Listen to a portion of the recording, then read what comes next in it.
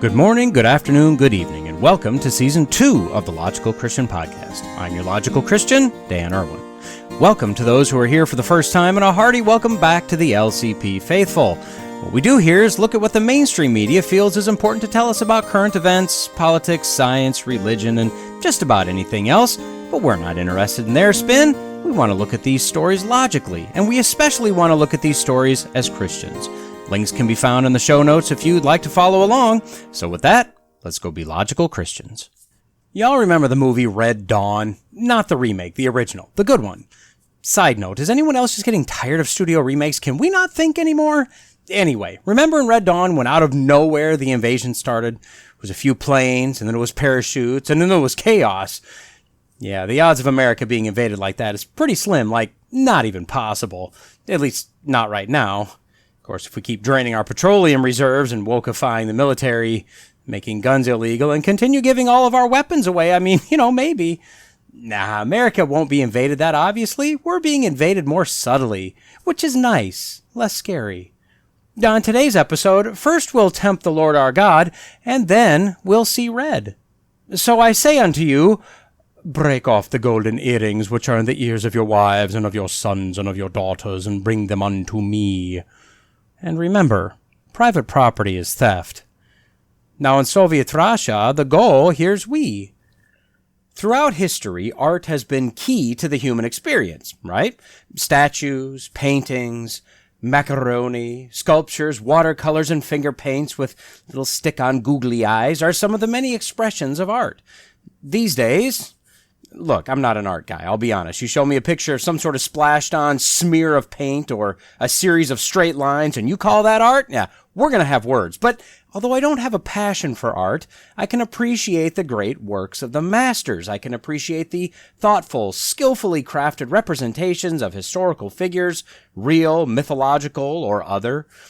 But when does art stop being art and start being something a bit more evil? Well, apparently when you're the appellate division of the Supreme Court of the state of New York, First Judicial Department, think Golden Calf or, I don't know, maybe Moloch or the Baals, right? Maybe, I don't know, but with a fun twist.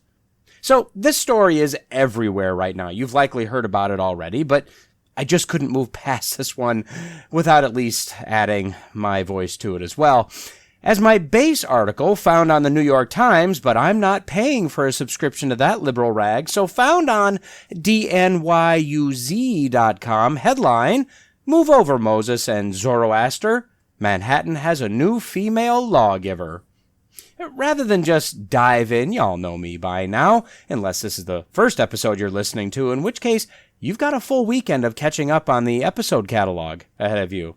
Anyway, rather than dive right into this demonic travesty, I wanted to get a flavor for what we're dealing with here. So I did a little digging around on the old interwebs to find the history of this courthouse. The appellate division of the Supreme Court was established by the New York State Constitution in 1894. The first session of this division, the first department, took place in a temporary location, the old Arnold Constable Building, on 5th and 19th. The location for the permanent courthouse was picked out. The land was purchased for $370,000, which in today's money, because I always like to see what inflation has done to us, that would be the equivalent of about $13.1 million today. Got to admit, even I was a little shocked by that. 135 years has made our money worth about 1/35 of what it used to be. Anyway, focus. In June of 1896, the architectural plans were approved, and on January 2nd, 1900, it opened for business. The city allocated $700,000 through bond issue to the building of the courthouse, so the entire project cost somewhere in the $35 to $40 million range if we equated it to today's dollars. The courthouse was designed and built as more than just a building. It was designed to be an expression of the ideals of the law. To that end, the vision was to fuse architecture with art. So the building with paintings and sculptures as one cohesive unit. In order to accomplish this, alongside the construction team, 16 sculptors, 10 painters, and a variety of other artists were involved in the forming of this project. As the New York Times story we'll be looking into slightly is regarding sculpture, That's what our focus will be when looking at the history of the building. At various locations at ground level, in the facade and around the top of the building, sculptures of historical figures considered to be founding lawgivers or figures representing aspects of the judicial system were designed, created, and placed to look out and down upon the world and the people who will enter this building. There were originally 12 statues around the top of the roof. The building itself sits on the corner of Madison Avenue and East 25th Street, so on the short edge of the building stood Confucius, Peace, and Moses. And then turning the corner along East 25th was Mohammed, Zoroaster, Alfred the Great, Lycurgus, Solon, Louis IX, Manu, and Justinian. And standing above the central columned entrance between Lycurgus and Solon was Justice, flanked by Power and Study. Each was chosen for a specific reason. Confucius represented the early Chinese law. Peace. This one actually has 3 figures associated with it, representing one of the virtues of law and society. Moses, obviously representing Hebraic law, the 10 Commandments. Muhammad, representing Islamic law. Zoroaster, representing Persian law. Alfred the Great, representing Anglo-Saxon law. Lycurgus, a famous Spartan lawgiver. Solon, a famous Athenian lawgiver. King Louis IX of France, also known as Saint Louis. Manu, in Hindu mythology, was the author of the Laws of Manu. Justinian, the Byzantine emperor who compiled Roman law. And in the middle, Justice, obviously being the central tenet of the law, with power on one side to represent the strength of the law and study on the other to represent the depth of the law. Then in 1955, the governments of Egypt, Pakistan, and Indonesia requested that the statue of Muhammad be removed, as it is against Islamic law to allow any image of Muhammad. Although my inclination would be to not have put Muhammad or most of the others atop this building in America in the first place, once up there, my inclination would be to tell them to go pound sand. Because again, America. That's why I'm making podcasts and doing engineering things, and other people are politicians. The statue of Muhammad was removed and destroyed per their request. But this left a gap on the most noticeable corner of the building. To address this, each statue along the 25th Street side was moved down by one space. Except for Justice, that sculpture stayed central to the front entrance of the building. This put the empty pedestal at the extreme right-hand corner of the building, much less noticeable. And that's how the building sat for nearly 70 years. That is, until a few days ago, when that spot was granted a sculpture of the next great lawgiver, or law concept, or demonic Old Testament idol. I don't know, maybe a little of each. In fact, not only is a sculpture on the courthouse, but across Madison Avenue in Madison Square Park, there's a second, nearly identical, but much larger golden idol, statue as well. So, I guess first I'll describe these statues, then I'll jump into the artist's statement where she goes into who she is and what these Baals actually are. Now, I joke about them being Baals or Baals or some other golden idol. Well, I sort of joke. I don't know. I don't get the impression that the artist designed this to be worshipped, but I also get the impression that there will be a certain genre of people that will absolutely worship this statue, and the artist will be fine with that. So, the figure is a feminine figure, which I'm not even sure that's allowed anymore. Shouldn't this have been androgynous? But no, it has curvaceous hips and boobies. It's clearly female. It has no arms or feet, rather there are 2 legs, and then where the feet are supposed to be, and also where the arms are supposed to be, these tubular tentacle things that on the feet go from one ankle and loop to the other, and on the arms they do the same thing but on their specific side. They loop from the shoulder to the side mostly. That's what takes the place of the arms and the feet. The statues are all gold, perfectly smooth, devoid of clothing, except for the sculpted, lacy, frilly collar thingy that Ruth Bader Ginsburg, the late Supreme Court Justice, wore over her robe. The head, even more than the Cthulhu, or as I like to say it, the Chutalu-like tentacles, or more accurately, the hair on the head, seems to be the most demonic idolesque, let's say. It's split into 2 large braids that are then twisted and coiled to resemble ram or goat horns, like you'd find in satanic/goat representations.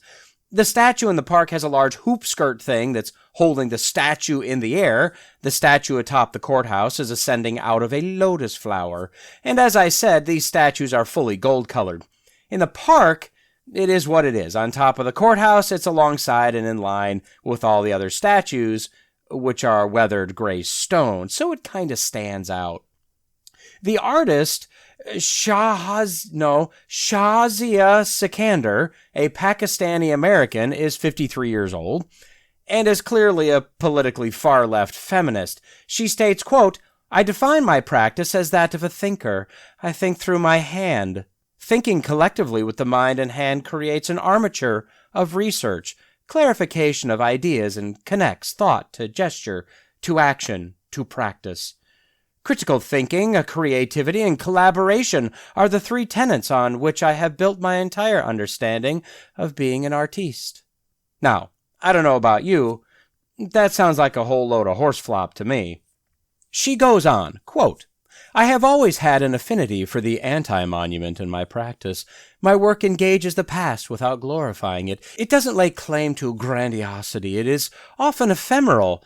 There are works on paper, murals, installations, and animations which rarely get seen through the lens of the anti-monument. To remedy that, I thought, all I need to do is make the drawing into a sculpture. Drawing implies movement in time and across formats and mediums. It is a means of imagining and bringing forms to life. Space, velocity, magnitude, direction, all essential elements inherent in the process of drawing, become active in different ways through thought and action, through animation, music, and sculpture." Now look, I somewhat mock. Oh, that's all. Were you expecting more on that? No, I openly admit I'm mocking that. It says nothing. Don't believe me? Go back and listen to what I just read. A direct quote is what I said. You tell me what she's saying. But this gives you an idea of where she's coming from with her art. I looked at her online gallery. Okay, again, I'm not an art critic. I'm not an art history major. I'm not an art connoisseur. I'm not an art lover. I don't own much art. I work with a guy named Art, but he's retiring in a few days, so there goes that connection. The bottom line is that, yes, there are some pieces that I'll freely admit show talent, and then most of them appear to be various colors of paint that she's knocked over in some sort of Three Stooges type of comedy sketch, you know. Whoop, whoop, whoop, whoop, whoop. Now that we know where she's coming from, let's see what she says about these pieces. The two sculptures are given names. The one high atop the courthouse is named Now. Sorry, it's in all caps, assuming that's how we're supposed to say this. And the one in the park is named Witness. She says of her works, quote, "The body is a powerful tool that carries its social construction. It can also function as a site of resistance. The feminine is at the center of the two sculptures, Now and Witness. The form of the figure is stylized and enigmatic. It is female and fluid. Part of the body loops out and into itself in place of arms and feet, offering a non-fixed idea to the notion of the body, something amorphous like the self. It refuses to be fixed, grounded, or stereotyped. The self-rooted body represents the resilience of women who can carry their roots wherever they go, suggesting the paradox of rootedness, questioning the fallacy of assimilation versus foreignness. The sculptures are temporary and not a fixed point in the landscape, nor symbolic of any fixed ideas or of a specific community. No one person or human occupant on a plinth can represent multiple histories, ideologies, or experiences." Okay, so that's the technical thing. She was told these were only temporary installations, so she made the strong amorphous self-woman statues with roots that are apparently self-sustaining or something like that. I don't know. Because woman. What I do find fascinating is that this artist can identify what a woman is, where so many seem to have a massive problem with this baffling quandary these days. So, good for her. Moving to the Witness sculpture in the park, it stands 18 feet tall, with the hoop skirt, which is supposed to be a representation of the court's stained glass ceiling dome. It has, quote, "mapped on the surface of this metal structure the word hava, which means air, atmosphere, to breathe. It also means Eve." Huh. So I had to look this up. Hava, spelled Havah, is apparently Urdu, which is spoken primarily in the countries of Pakistan and India. And that's fine, an odd choice in America, but okay, a nod to her heritage, whatever. Now, when hitting Google Translate, That doesn't seem exactly correct, what she said. Eve seems to be Hawa, Hawwa, and air appears to be Hua, Hua. Atmosphere is Mahul, Mahool, and to breathe translates to Sanslena, which is Sanslena. When I type in Hava, Havah, it translates to the English, huh? And then it suggests I might have meant Hua, Hua, meaning wind or air. So I'll be honest, I don't know what this artist was trying to say, but what she said is, huh? That said, I think it's clear she's trying to make this a spiritual type of thing, oddly pulling on Eve, of biblical fame, to use as, I don't know what, the original powerful woman? I really don't know, to be honest here. She then goes on to describe the 8-foot-tall now on the top of the courthouse. Quote, now uses the same feminine form as in witness, but instead of the skirt raising the body emerges out of the seat of a lotus. Not the car, the flower. The lotus, with its plethora of meanings and abstract ideas, is symbolic of a deeper truth beyond its form, alluding to perception as illusion. Popular in images in many cultures, it also expresses intangible ideas of humility, awakening, and clarity. The invisible roots of the lotus that lie below the depth of the water are echoed in the roots of the feminine figure. Its form, a circular bloom, with its petals within petals formation, refers to the microcosm and macrocosm in its arabesque, iconographical value. Yes, the lotus flower. For reasons I don't know, nor do I care, the lotus flower has long been a mystical type of flower. Confucius liked it because it grew from the mud, yet it was unstained.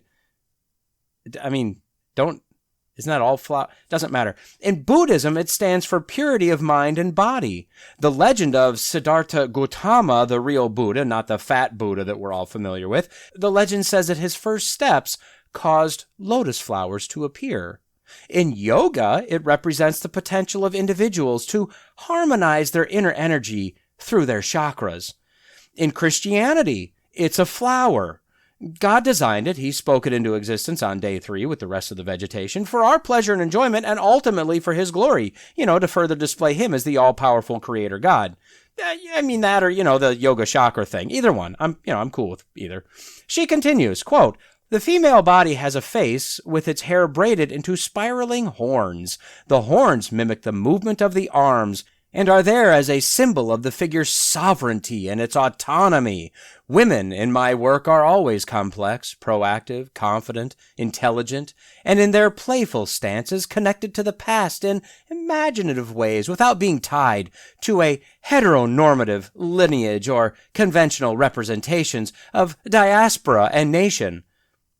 Seriously, if you had your woke vocabulary bingo card out right now, you'd have a blackout. Oh, wait, can we even use that word anymore? Out? It doesn't matter. So, the arm tube tentacle things and the demon goat horn hair are symbols of the figure's sovereignty and autonomy. Or should I say Hava? Sovereign, autonomous. That sounds like she's trying to make the statue into something, a representation of something. I just can't put my finger upon it right now. It probably doesn't matter. Quote, femininity to me is the tension between women and power, how society perceives such a dynamic and how erasure is enacted by the social forces that shape women's lives. Throughout literature, the notion of the female has been in conversation with the visible/invisible divide, the feminine as the monstrous, the abject, the fecund, the immense, and the vulnerable. Intimacy, selfhood, valor, resistance, and femininity's intersections with race and war are markers of the fear that lurks when boundaries melt. So I'm not a woman. I know. But Dan, how do you know that for sure? Well, let's just take for granted I'm pretty confident in this statement. So being not a woman is what she said. Is that correct? Are you women all of the words that she definitely didn't just pull out of a thesaurus and vomit onto the written page? Just curious. And now, in her statement, we get to one of the major points in her design. Quote, The recent focus on reproductive rights in the U.S. after the Supreme Court overturned the landmark 1973 decision that guaranteed the constitutional right to abortion in the U.S. comes to the forefront. In the process, it is the dismissal, too, of the tireless and spirit of women who have been collectively fighting for their right to their own bodies over generations. However, the enduring power lies with the people who step into and remain in the fight for equality. That spirit and grit is what I want to capture in both the sculptures. Oh, and this makes it easy. This is a form of Moloch, the demonic Old Testament idol that people would sacrifice their babies to, by essentially cooking them to death. This is what it generally meant when you read something about passed his son through the fire in the Old Testament. That just means the father made a burnt human sacrifice of his child. A few things here. First, the 1973 wrongly decided and decades-long wrongly upheld Roe decision did not give a woman a constitutional right to do anything. If it did, a ruling couldn't overturn it. It wedged the right to murder unborn children into the Constitution where it doesn't, shouldn't, and can never belong. Next, these poor, tired wretches of women apparently fighting for their right to their own body. Again, nobody cares, relatively speaking, what a woman does with her own body. It's the little human, the small image bearer of God that's being formed inside that body. That's the one that we'd kind of like to keep the garage tools away from. It's disingenuous. It's a flat-out lazy, stupid lie made by either imbecilic and or bloodthirsty men and women that claim it's a fight for bodily autonomy. Call it what it is. Defend it based on facts, not on fantasy. That's all I'm saying. So yeah, I'd say that with the demonic goat horns, the ethereal spirit being, the golden idol appearance, I think she captured exactly what she wanted to here. Quote, the luminous figure is also a nod to RBG, as seen in the detail adorning her collar. With Ginsburg's death and the reversal of Roe, there was a setback to women's constitutional progress. Yeah, okay, women had no setback to any constitutional progress. Roe wasn't constitutional. We covered that already, which is why the Democrats want to make it a constitutional right. If it was already one, they wouldn't need to fight to try to make it one. Seems like a fairly simple concept. I would say that also there's about 50% of the murdered babies that would argue that this was actually a great leap forward for their rights as women. Quote, art lives, survives, inspires. It is messy. It is complicated. It is very much like life. For me, it is about knowledge construction, how we reckon with our otherness in a shifting world, how we approximate, reproduce, and reenact our culture and history. Whatever we make, consume, and give back, it has resonance and consequence beyond our immediate lives. History itself is effectively an account of the movement of objects and bodies. Trade, slavery, migration, colonial occupation, these are underlying currents, the root axes of modernity. How history is told and who gets to tell it exposes the hierarchies of power in our world. I am interested in history, in politics, and equally in the dynamism of form. Form as something alive and in conversation with its time, space, and language. Okay, how do you argue with that, right?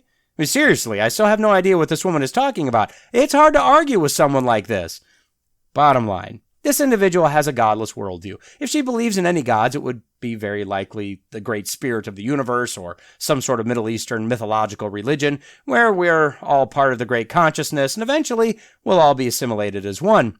Or maybe she's a Southern Baptist. I don't know. Who knows, right? But seriously, she has a very enlightened view of herself as she views the world around her. But her worldview could be that of a dog or a worm. She has no enlightenment. She has no higher vision. She has nothing. She's a worm digging through the mud, talking about how the mud is all there is and how glorifying and wonderful the mud is with no idea what's really out there. The Bible tells us that people will profess themselves to be wise, to be learned, to be enlightened, only to be revealed as fools. The Proverbs tells us, do you see a man who is wise in his own eyes? There is more hope for a fool than for him. Job said, and he said to man, behold, the fear of the Lord, that is wisdom, and to turn away from evil is understanding.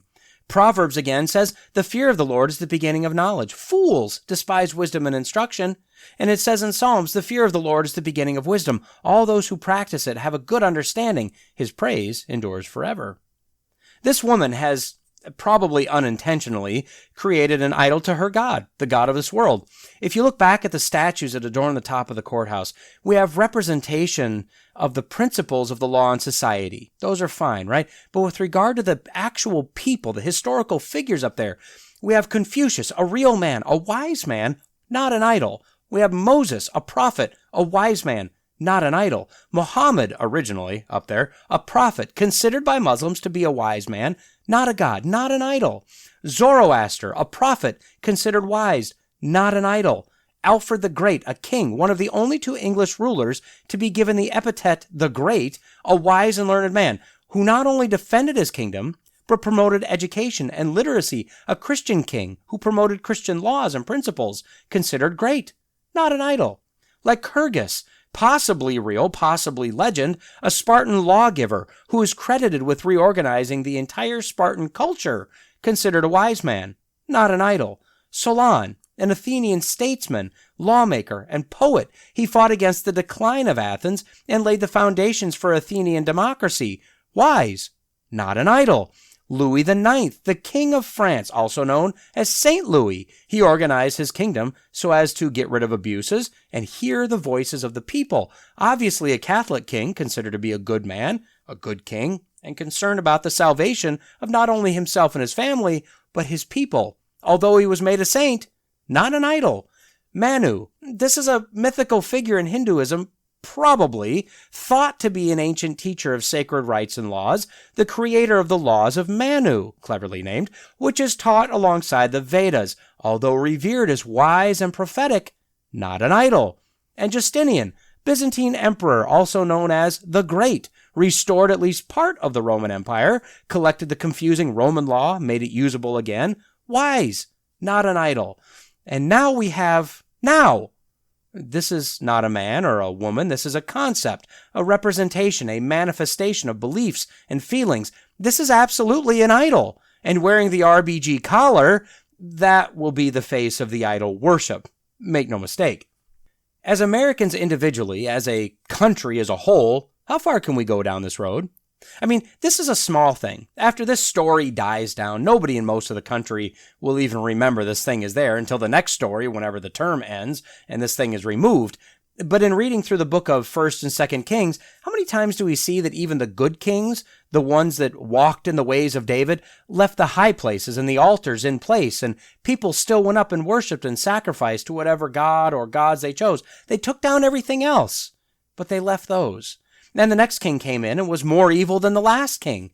And maybe we're so far gone as a nation at this point that this is like a whisper on a scream. It's just not really a big deal that we put an idol up on the corner of the building.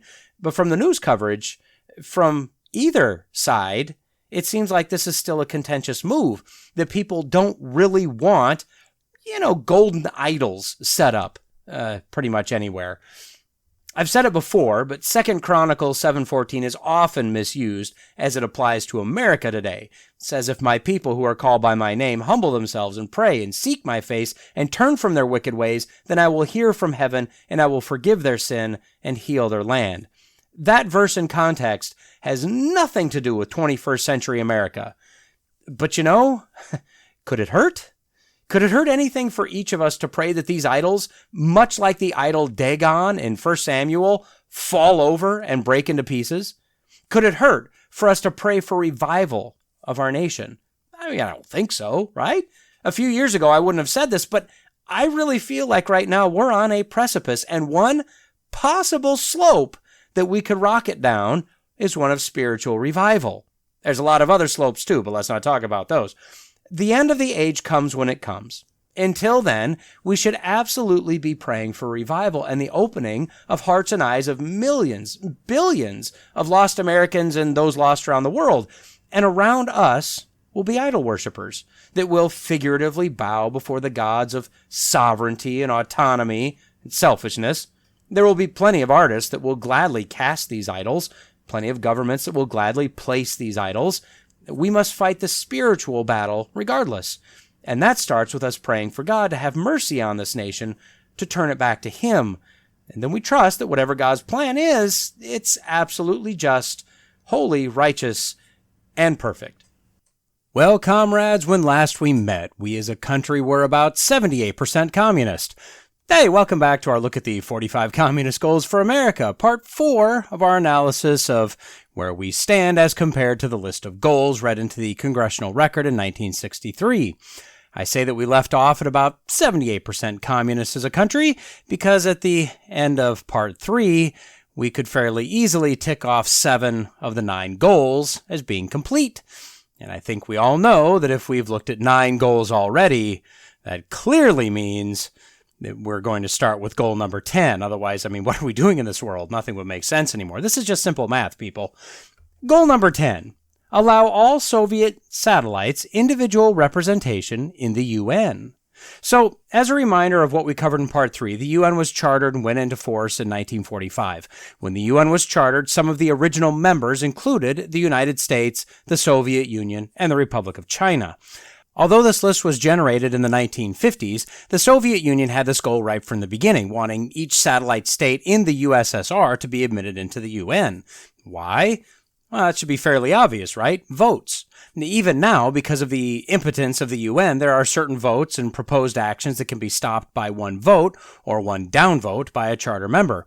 If the USSR had a pocket full of votes that they could use, that would come in pretty handy when trying to shape the world as they see fit. In fact, this is why the Soviet Union agreed to join the UN in the first place, because a deal was brokered that gave the Soviets a permanent seat on the Security Council, which brought with it unilateral veto power. Now, this deal came about at the end of World War II at the Yalta Conference. During that time, Stalin requested that all 16 satellite Soviet socialist republics be granted UN membership. Well, that was kind of an unacceptable request, so to counter, the U.S. said that if that was the case, then we would like to have all 48 states at that time to hold individual memberships. Well, that didn't go over too well, so another deal was struck to admit Ukraine and Belarus, basically the Belarusian Soviet Socialist Republic, and that's the representation the Soviet Union had, 3 seats from 1945 to 1991. So this goal was never actually realized, not as they intended, so we can gain a little ground back on sliding into the evils of communism. Now we're sitting at 7 of 10 goals accomplished. Goal number 11. Promote the UN as the only hope for mankind. If its charter is rewritten, demand that it be set up as a one-world government with its own independent armed forces. Some communist leaders believe the world can be taken over as easily by the UN as by Moscow. Sometimes these two centers compete with each other, as they are now doing in the Congo. I'm not going to cover the Congo thing. Doesn't really matter. But if you've seen anything in the news regarding the UN, depending on the slant of what you've heard, the UN is either evil or the single greatest force for peace in the world. Now, I'll tell you that from where I stand, knowing how impotent they are, knowing how corrupt they are, and understanding how useless they are, I'd lean probably more toward the evil part being the case. Personally, I'd rather that the UN got out of our country and that the US got out of the UN. I see no reason why we should be involved with this, especially with us putting up most of the financing. So this goal has multiple parts. Promoting the UN as the only hope for mankind. Well, depends on your source of the news, right? I think this has probably been done. However, I don't know that I would call this messaging to be successful as of right now. The second part, a rewriting of the charter, well, that's never been done. It has been amended per the UN's website 5 times in its history. Article 108 of their charter mandates that for an amendment to be accepted, 2/3 of the members of the General Assembly must adopt it, and then 2/3 of the total membership must ratify it, which included all of the permanent members of the Security Council, which consists of China, France, Russia, the UK, and the US. So it's not easy to even amend the charter. The 5 amendments thus far have been fairly innocuous. In 1965, the Security Council was enlarged from 11 to 15 members. The required number of Security Council votes was enlarged from 7 to 9, and the Economic and Social Council was enlarged from 18 to 27 members. Additionally, in 1968, there was a change of the requirements for a general council to review the charter. And finally, in 1973, the Economic and Security Council was enlarged yet again from 27 to 54 members. So you can see that not a whole lot has really gone on, and since 1973, nothing has gone on. So this is yet another failed goal, which helps us as a country out tremendously. Now we're at 7 out of 11 goals accomplished. And that said, the UN is currently working as peacekeepers in 12 countries, mostly in Africa, with a few outside of Africa.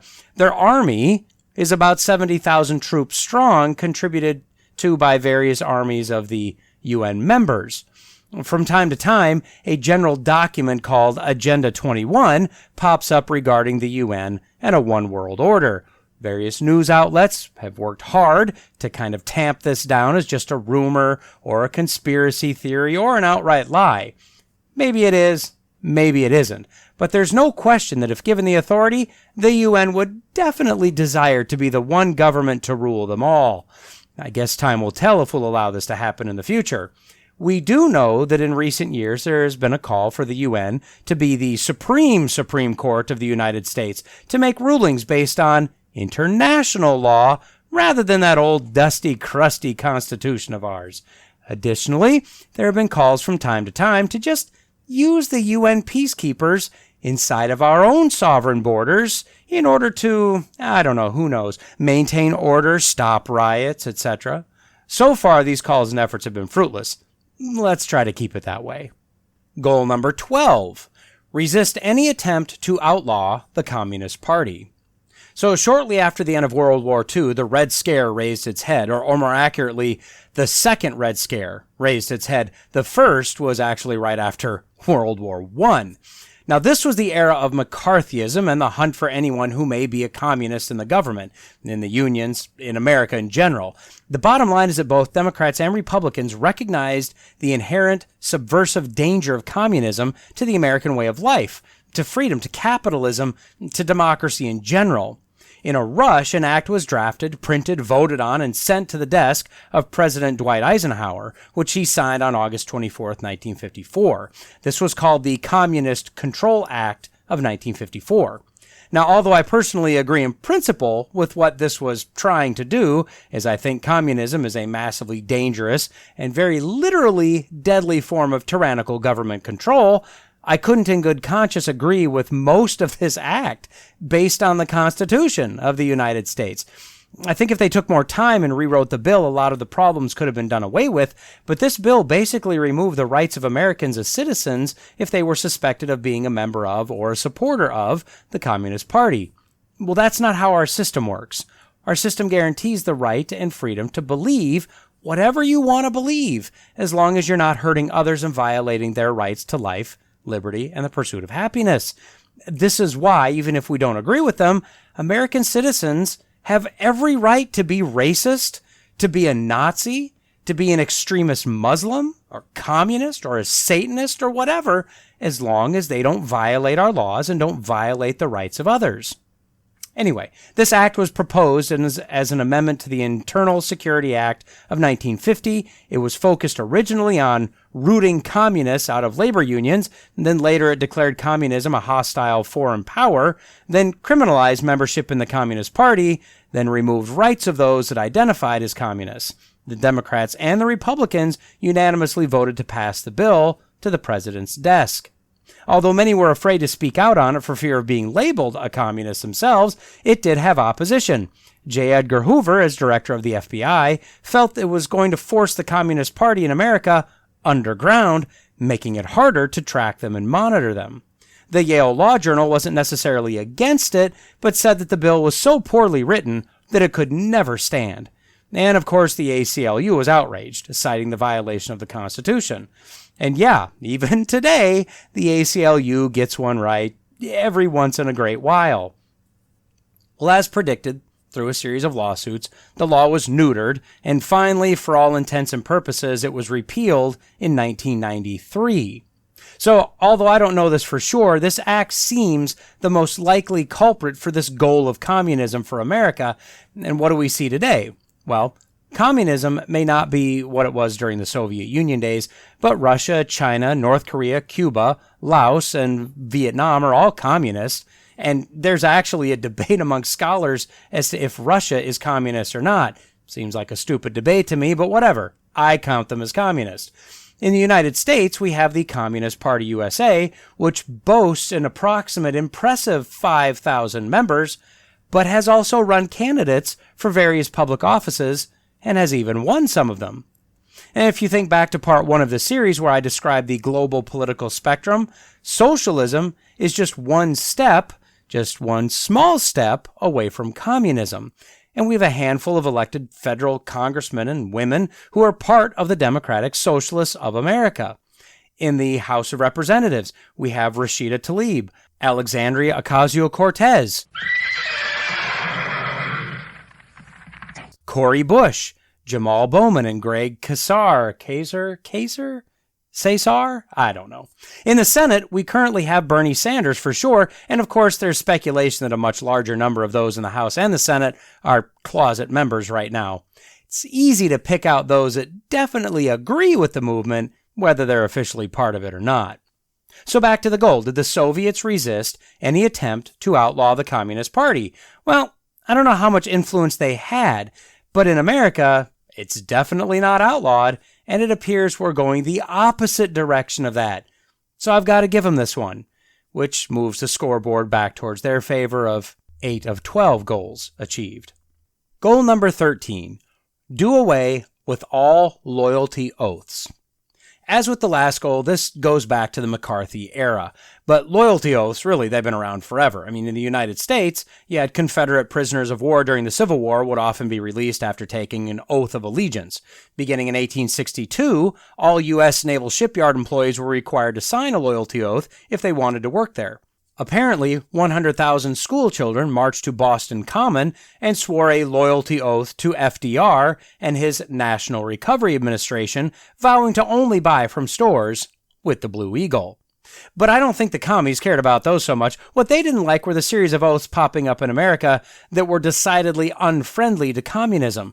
In 1947, President Harry Truman signed Executive Order 9835, known as the Loyalty Order, that required loyalty oaths and background checks for those suspected of holding a party membership in some organization that advocated violent and anti-democratic programs. In 1950, California passed the Levering Act, specifically aimed at the University of California, which required state employees to vow their oath that disavowed radical beliefs. Well, as one would expect, some people were fired and fined and harassed in various ways, and these oaths were challenged every which way you could think of, and generally lost the challenges that were brought against them. That said, you'll still see loyalty oaths popping up from time to time in various situations. Now, with regard to the communist goal of doing away with loyalty oaths, yeah, I think that's pretty much a win, bringing us to 9 of 13 goals in the bag. And let's check out one more goal for today. Goal number 14, continue giving Russia access to the U.S. Patent Office. Okay, this one took some digging, like a lot of digging, and I'm not going to lie, I'm still not positive I know exactly the reasoning behind this one, but let's give it a shot here. So after World War II, if you recall what we've talked about before, Germany was once again on the hook for reparations. As part of that owed to the U.S. and the UK, the United States moved about 1,600 German scientists and technicians and about $10 billion, at that time it's about $140 billion in value today, worth of patents and industrial processes out of Germany into the U.S. This was known as Operation Paperclip. Around the same time, the Soviets started Operation Osoaviakhim, I'll let you look that one up, and brought thousands of military technical specialists to the Soviet Union from Germany, along with a massive amount of equipment, with the idea that they would just kind of relocate entire research and production centers from Germany to the Soviet Union, and just let these experts continue to do what they were doing, creating military weapons, rockets, missiles, things like that. Well, access to the U.S. Patent Office would grant Russia, the ability to browse through patents and trademarks and intellectual property with ideas and concepts and design specifics, etc. Again, this is my assumption, but if you look at much of the technology produced in Russia, think airplanes, and think about their space shuttle knockoff that they had. They have very, very similar designs, almost identical designs as the US and some other countries, just slightly later than we did. Now, this could be due to spying and espionage, or it could be due to access to patents, or maybe both. I don't know. Additionally, in the 1970s, a patent cooperation treaty was enacted that allowed for cooperation across many nations, around 150 right now. And this was a cooperation with the U.S. Patent Office. This made it possible to search worldwide and apply for patents worldwide. Remember, if everyone plays by the rules, your patent allows you a certain period of time to produce or sell your design and gives you the standing to sue others for stealing your design. So if Russia can swipe some technology, not get called out for it, and also patent their own inventions and designs, making them the owners of the intellectual property, well, best of both worlds for them, right? So if this was a few years ago, I would have checked this box as being fulfilled, because it was. But then, Ukraine. As part of the sanctions on Russia for their invasion of Ukraine, the U.S. in March of 2022 started to nullify the patent rights of Russian patent owners, which removed their right to any compensation for patent infringement. Even more, the U.S. Patent and Trademark Office then ended its relationship with the Russian Patent Office. As a countermeasure, Russia has ruled that patent holders from unfriendly states, like the U.S., are now entitled to no compensation, no proceeds from their intellectual property, and that if Russian industry needs to, violate international patents to keep their equipment running, well, so be it. Now think airplane parts as one example, because companies like Boeing have cut ties with Russian airlines. Eventually, parts need to be replaced, so if they can't buy them, well, they'll just have to make them. Now, who knows where this will end? I don't know. I'd say that regardless of if Russia wins or Ukraine wins, eventually in the not-too-distant future, we'll all make nice, and Russia will once again be allowed into the patent club, whether they should be or not, because that's exactly what we do under the right brand of leadership, or the wrong brand from my worldview. So for now, I'll erase that check mark next to goal number 14, which brings the score to 9 of 13 accomplished goals for instituting communism into America. And as I said, that would be the last one, so this is where we'll stop. As it stands right now, we're actually just a bit less communist as a country than we were at the end of part 3. But so far, this has been international type of logistics type goals. Starting next week, we're going to get into the meaty bits of their goals. I don't know if checking the boxes will be quite as black and white starting next week, but we'll do our best, which is all we can really do, right? So until the next episode, in the words of Richard Nixon, quote, "The Cold War isn't thawing, it is burning with a deadly heat. Communism isn't sleeping, it is, as always, plotting, scheming, working, fighting." And with that, sweet dreams, and bye for now.